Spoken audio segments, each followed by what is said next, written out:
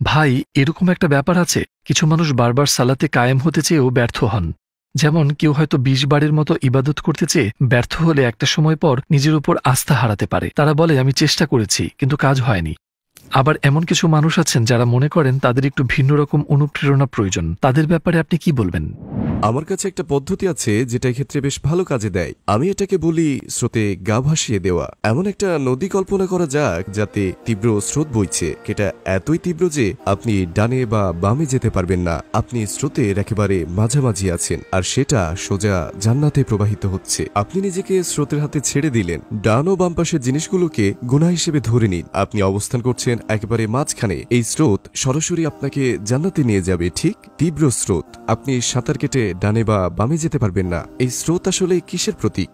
এই স্রোত হলো সত্যিকারের বন্ধু, পরহেজগার বন্ধু, সেসব বন্ধু যারা আপনাকে আল্লাহর রাস্তায় নিয়ে যায়। আপনি যখন হোয়াটসঅ্যাপে নিজের কন্ট্যাক্ট লিস্ট দেখবেন, ২০ জন মানুষকে খুঁজুন এবং ইবাদত করেন, তারা অবশ্যই আপনাকে একটা সুন্দর জায়গায় নিয়ে যাবেন।